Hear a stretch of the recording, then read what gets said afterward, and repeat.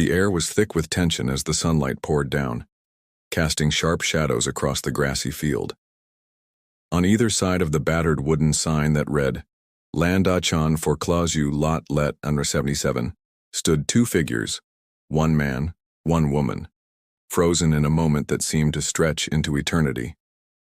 The scene was raw, real, and unsettling, like a snapshot from a story that had been brewing for weeks, maybe years. The man on the left was calm, almost detached, as if he had seen this scene many times before. He was dressed in a dark blue collared shirt, sleeves rolled up to his elbows, and light wash jeans that had seen better days. His baseball cap, dark brown, was pulled low, casting a shadow over his eyes. Despite the chaos around him, his expression was steady, unreadable. His hands rested loosely by his sides, but there was an underlying weight in his posture, like he was waiting for something to happen, or maybe for someone. Across from him, the woman was a picture of agitation. Her blonde hair was pulled back, in a loose ponytail, but strands had escaped, framing her face. She wore a light pink sweater that looked soft but was slightly wrinkled, as if she'd been clutching it tightly. Her dark pants with a belt emphasized her tense stance.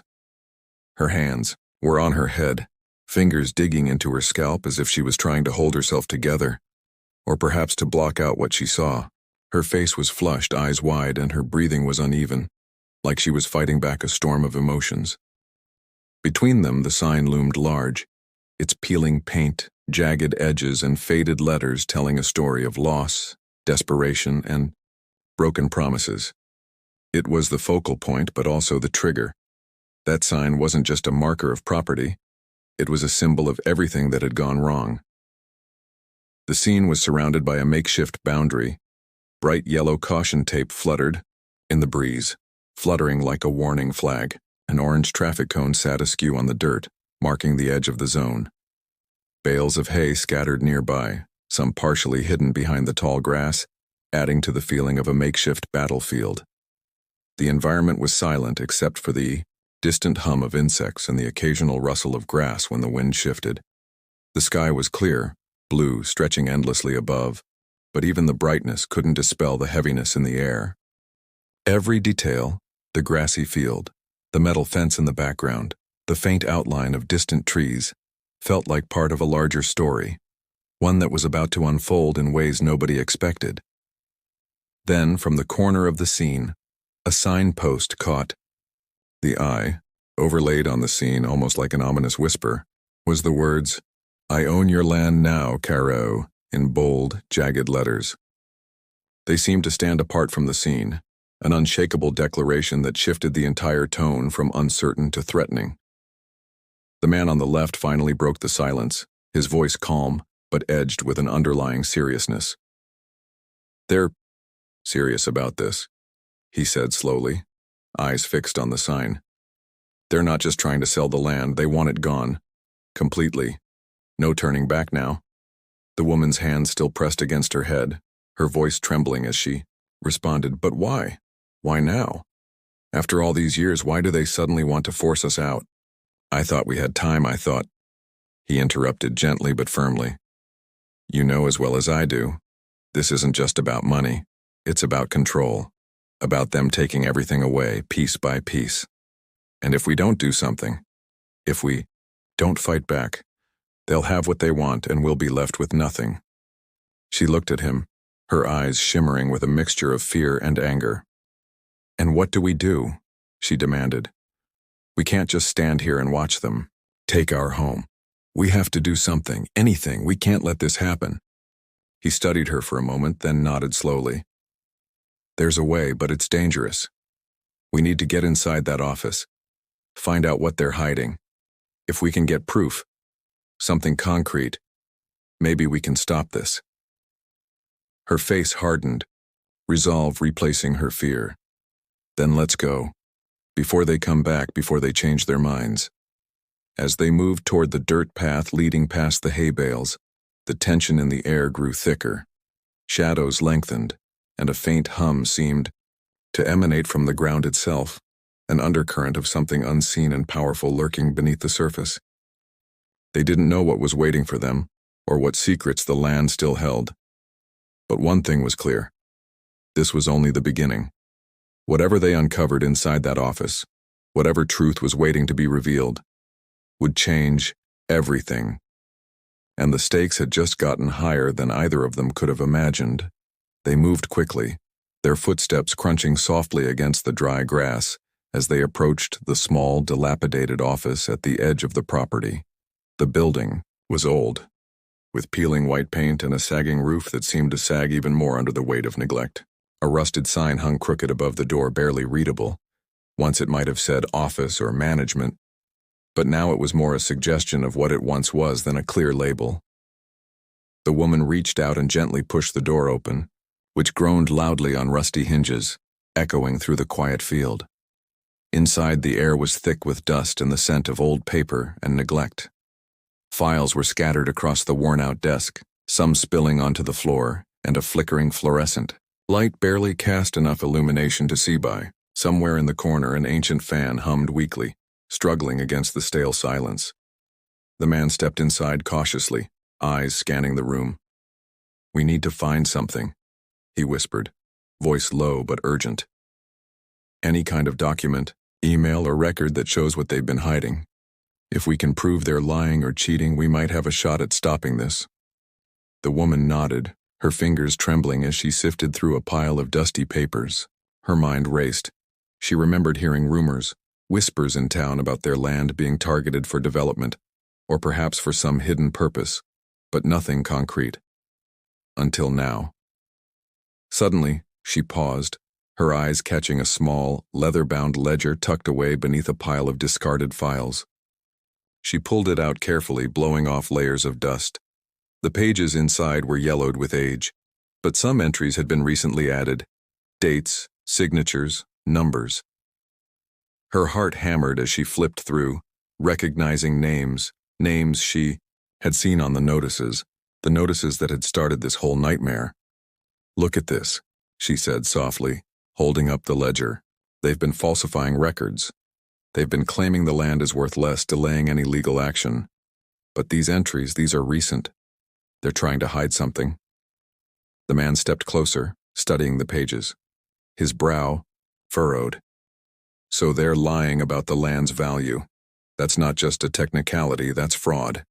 If we get this to the authorities, it could change everything." As they pored over the ledger, a sudden noise made them freeze. A faint creak coming from outside. They exchanged nervous glances. Someone was approaching. Quickly, the woman slid the ledger back into its hiding spot beneath the files and motioned for him to stay silent.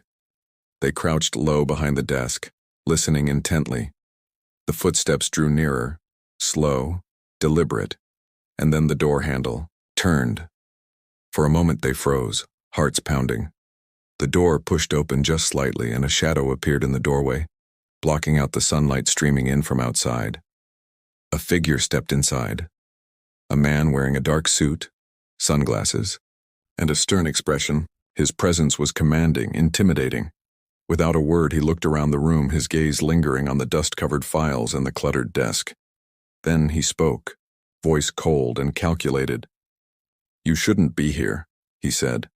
"This land isn't yours anymore, and I suggest you leave before things get ugly." The woman instinctively stepped back, eyes wide with fear, while the man straightened, trying to keep his composure. "We're just looking for answers," he said calmly. "We have a right to know what's going on." The man in the suit chuckled, softly, a cruel edge to his voice. "Answers? You mean the truth? Well, I wouldn't get too comfortable. You're meddling in affairs that are better left alone. But I'll give you a warning. Stay away from things that don't concern you, or you'll regret it." He turned to leave, his footsteps echoing as he headed back toward the door. But before he stepped outside, he paused, glancing back over his shoulder with a sinister smile. "And just so you know, your land isn't the only thing I own. You've got a lot more to lose than you think." As the door shut behind him, silence fell again. The two of them stared at each other, realization dawning that they had uncovered a dangerous secret, one that went far beyond simple land disputes.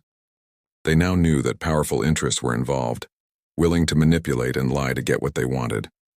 The woman's hands trembled as she clutched the ledger close. "This is bigger than we thought," she whispered. "They're not just trying to sell the land, they're hiding something they don't want us to find out." The man nodded grimly. "And we're in the middle of it. We need to get out of here, but not without more proof. We can't let them silence us now. Whatever it takes, we're going to find the truth."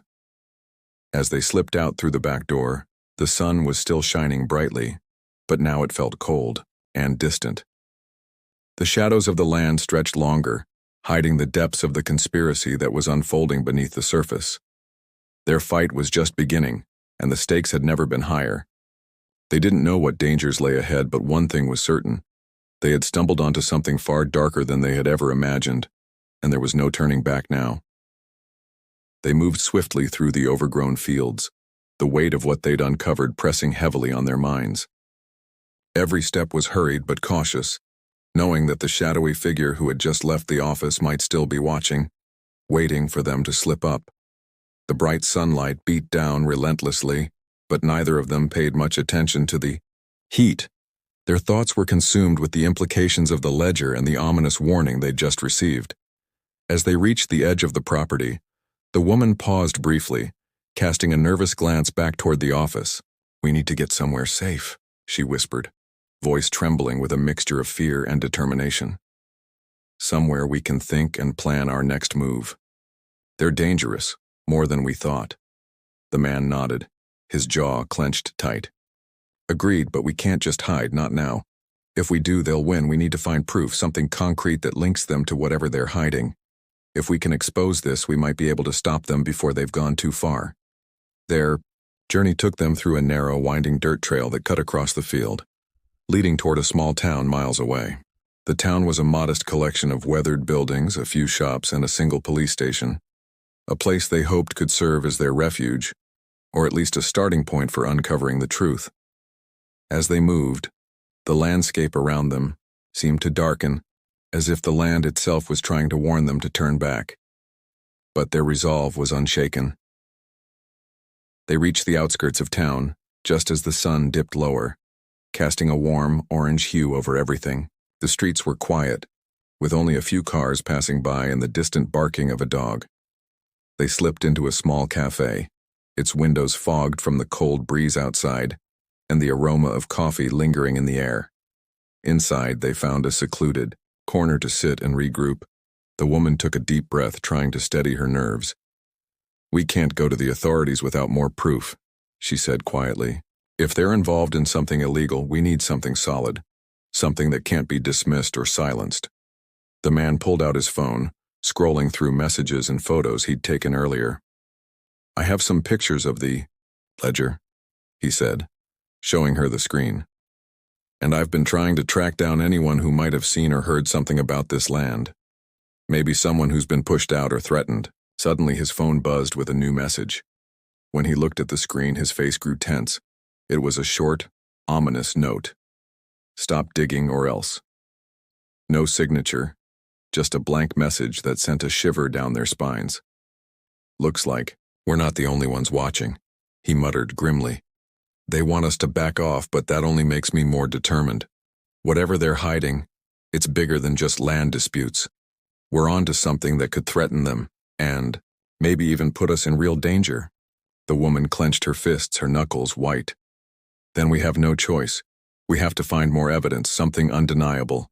If we can get a record, a video, anything that proves their lies, we can expose them. But we have to be careful. If they catch us, it won't just be our land they want. It'll be our lives." They stayed there for a while longer, formulating a plan. Their conversation was interrupted by the sudden ringing of her phone. She answered quickly, her expression turning serious as she listened. It was her brother, a local resident who knew the land well. "Listen," he said hurriedly. "I've heard whispers about a meeting at the old mill tonight. Some of the town folks are talking about protests, about standing up to the developers. If you want to make a move, that's your chance, but be careful. Some of those people are scared and some are angry." They exchanged a glance, understanding that time was running out. Whatever was happening, it was reaching a boiling point. The truth was slipping through their fingers, but they knew they couldn't stop now. Not when they'd finally glimpsed the edge of a much darker conspiracy. As they prepared to leave the cafe and head toward the mill, the sky darkened further, clouds gathering overhead like the storm was waiting in the wings. The wind picked up, rustling the trees and carrying a faint, unsettling hum, almost like a warning. With every step forward, the danger grew closer, and the stakes soared higher than they'd ever imagined. They didn't know what secrets the old mill held, or what they might find when they arrived. But one thing was clear: their fight was only just beginning, and the shadows lurking behind the scenes were waiting for them to get too close.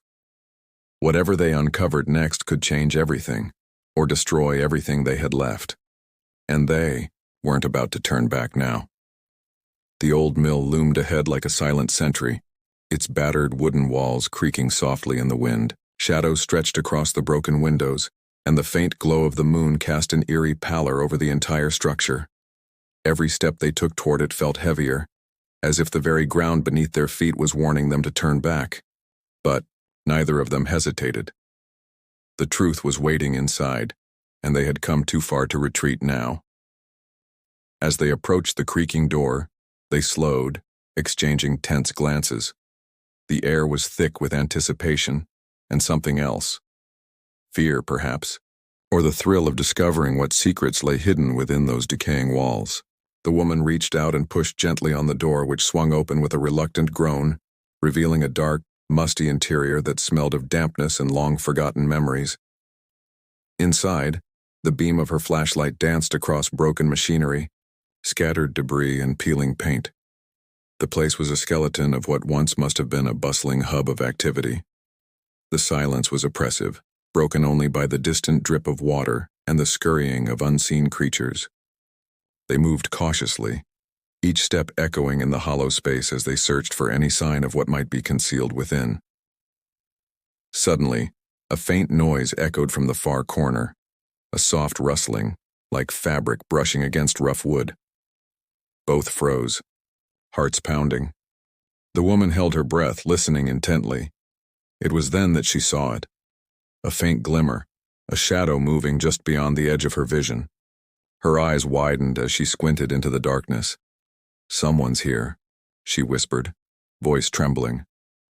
"Be careful." The man nodded, clutching his makeshift weapon, a sturdy pipe he'd grabbed from outside. They crept forward, trying to make as little noise as possible. As they rounded a corner, they saw him, an older man with a gaunt face and wary eyes, hunched over a stack of papers and old files. His hands trembled as he hurriedly stuffed documents into a battered satchel. "Who are you?" the woman demanded, voice firm but cautious. "What are you doing here?" The man looked up sharply, startled. For a moment he hesitated, as if weighing whether to run or stay. Then he lowered his gaze and spoke in a hushed, gravelly voice. "I'm just an old worker. I used to work here years ago. I've been trying to gather proof of what they've been hiding. You're not the only ones looking for answers." A flicker of hope ignited in their eyes. "We're looking for the same thing," the woman said quickly. "We found evidence that they've been falsifying records, covering up something much bigger. Do you know what's really going on here?" The man nodded slowly, clutching his bag tighter. "They've been hiding a secret, something that could ruin them if it ever came out. I've got documents, photographs, stuff that shows what they're really up to. But I can't stay long. They're watching the place, and I don't trust anyone anymore." Before they could respond, a distant shout echoed from outside, followed by hurried footsteps. The sound of voices, angry, commanding, began to rise. The old man's eyes widened with alarm. "They've been tipped off," he said urgently. "We need to get out of here, fast." Panicking, the three of them hurriedly gathered the papers, stuffing what they could into their bags. The old man led them toward a back exit, but as they reached the door, it was slammed shut from the outside. A voice boomed through the thick walls, cold and commanding. "You can't hide from us," it sneered. "Come out peacefully or we'll drag you out ourselves." The atmosphere shifted instantly. Panic gripped their chests. The woman looked around desperately, searching for an alternate escape route. The man pushed aside a loose plank, revealing a small hidden window. This way, he whispered, forcing it open. They scrambled through, squeezing into the tiny space just as footsteps stormed into the mill. They slid down a muddy embankment outside, landing hard on the damp ground. The night was alive with noise, the shouts, the pounding footsteps, and the ominous sounds of machinery still echoing from within. They ran without looking back, their only goal to reach safety and find a way to get the evidence they desperately needed into the right hands. As they reached the edge of the woods, the woman paused, gasping for breath. "We've got what we came for," she said, voice trembling but resolute. "But now it's about getting it out to the world before they silence us for good." The man nodded, eyes darting anxiously toward the shadows closing behind them. "Whatever happens next, we're in this together. We've uncovered their secret, but they won't give up so easily. We need a plan. Fast." The forest around them was dense and dark, the trees whispering in the night breeze as if warning them to turn back. But they pressed forward, knowing that what lay ahead could change everything, if they could survive long enough to reveal the truth. The shadows of the past and the danger lurking in the present seemed to stretch endlessly, but their resolve burned brighter than ever. They had come too far to stop now.